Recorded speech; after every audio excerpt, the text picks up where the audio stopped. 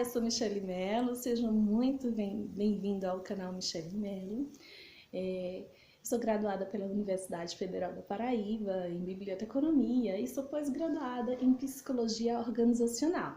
Eu conto ainda com alguns cursos como Desenvolvendo a Criança através das Brincadeiras, Educando com Disciplina Positiva, Montessori em Casa e Temperamentos do Adulto à Criança. Tá?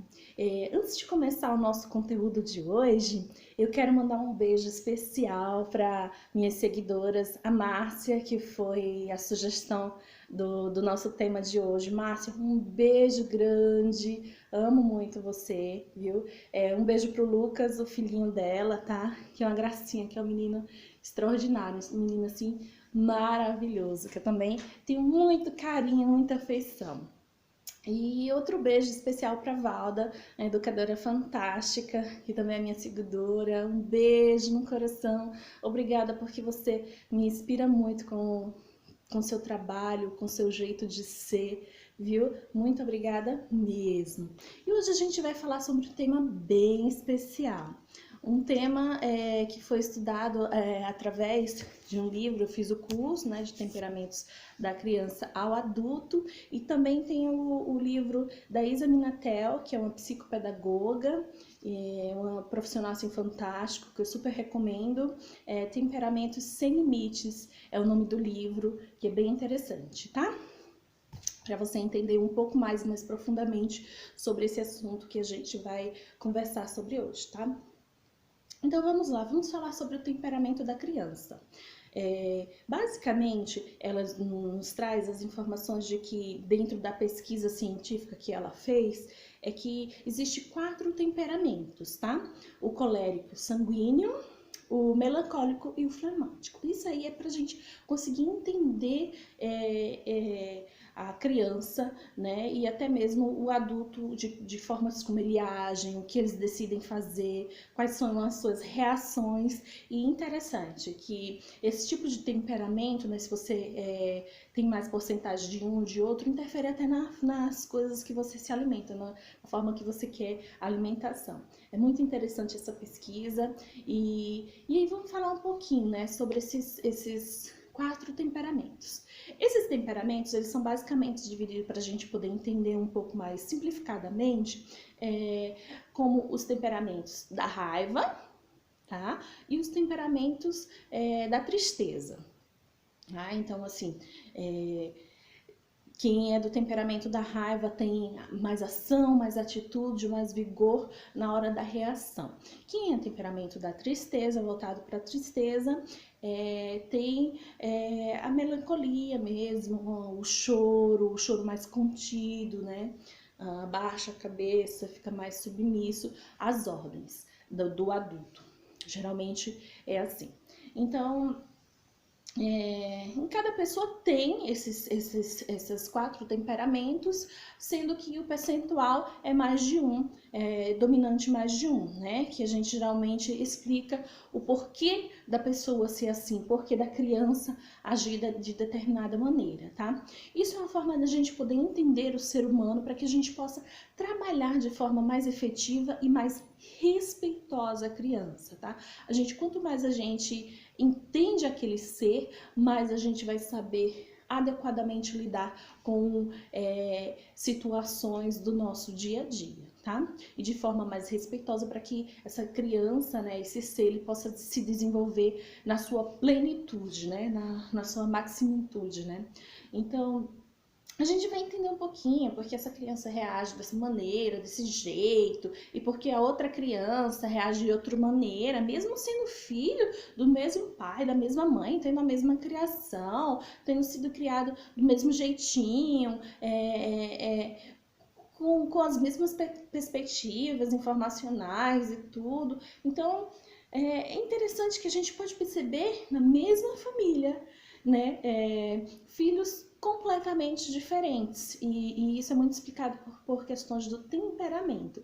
É interessante que tem muita gente que diz assim: aquela menina tem um temperamento forte, né? Aquele menino, ele é um doce, é um menino tranquilo e tal, né? Então, e o interessante é que a gente não traga essas informações como rótulos, tá? São informações para que a gente possa compreender o mundo da criança, a perspectiva da criança, né? Para que a gente possa efetivamente tratar a educação de uma forma mais efetiva mesmo, de uma forma mais que tenha eficácia na sua disseminação, tá? É esse o nosso objetivo. E assim, a pessoa que é da raiva, né, os coléricos, os sanguíneos, eles são aquelas pessoas que gostam das coisas como eles querem, que tem que ser no tempo deles, tudo muito rápido. E aí a gente vai e fala assim, a criança não tem querer, você não tem querer, menino, né? Gente, e a gente fica depois quando o profissional, a criança cresce, né? E a gente quer ter um profissional, quer trabalhar com as pessoas, a gente quer pessoas ativas, pessoas que realmente têm um querer, têm a atitude, têm a ação. E a gente acaba cortando, vetando, traumatizando as crianças por falta de conhecimento mesmo. Não é por maldade, a gente não faz isso, a gente como educador, a gente não faz as coisas por maldade, mas porque a gente aprendeu que era dessa maneira, que criança não tem querer, que é só adulto que tem querer, né? E por que tem que ser assim? Porque a gente só respeita os adultos e não as crianças, né? Essa é uma reflexão que eu quero que você tenha hoje, que traga para si. Por que a gente, com a criança, a gente toma as coisas e se for um adulto a gente diz com licença? Por que a gente não trata a criança com o mesmo respeito? Com licença, eu vou pegar isso aqui porque eu estou precisando e tal. Explica a situação. É interessante que a gente haja de maneira respeitosa com o ser, independente da faixa etária dela, né? É importante que a cordialidade, o respeito ao ser humano seja algo disseminado de uma forma profunda e que seja a nossa ação e nossa reação do nosso dia a dia, né? E as crianças, as melancólicas e as fleumáticas, elas por sua vez, elas quando as coisas não saem do jeito que elas querem, elas sentem tristeza, né? Elas sentem tristeza, elas choram baixinho, elas são mais apáticas, elas não têm muita reação, né? Elas, por exemplo, baixam a cabeça, o choro é muito baixinho, né? E a gente diz, quando a gente, por exemplo, põe, para a gente entender um pouquinho mais essas duas vertentes de uma forma mais simplificada, por exemplo, quando você põe de castigo uma criança da raiva, ela olha para você e diz: eu não te amo mais, eu não quero você como mãe, eu não quero você como pai, eu quero outra mamãe, eu quero outro papai. Você conhece alguma criança que já disse isso? E a criança com um temperamento voltado para tristeza, né? Ele fica tão apático quando ele é posto no cantinho do pensamento ou de castigo, né? Ela fica se sentindo mal. Ela fala, nossa, eu faço tudo errado mesmo. Minha mamãe, meu papai não gostam de mim.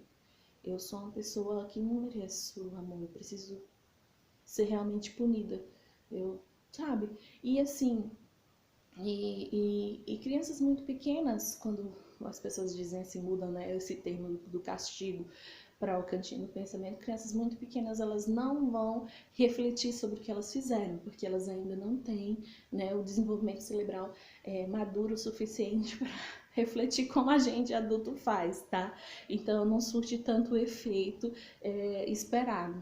Depois a gente trata com maior profundidade sobre esse assunto do castigo ou do cantinho da disciplina em outro vídeo para a gente não se alongar. Então é isso, gente. É essa reflexão que eu deixo para que vocês entendam de uma forma simplificada os temperamentos, para que vocês possam ter outro olhar diante da criança, diante das atitudes da criança, né?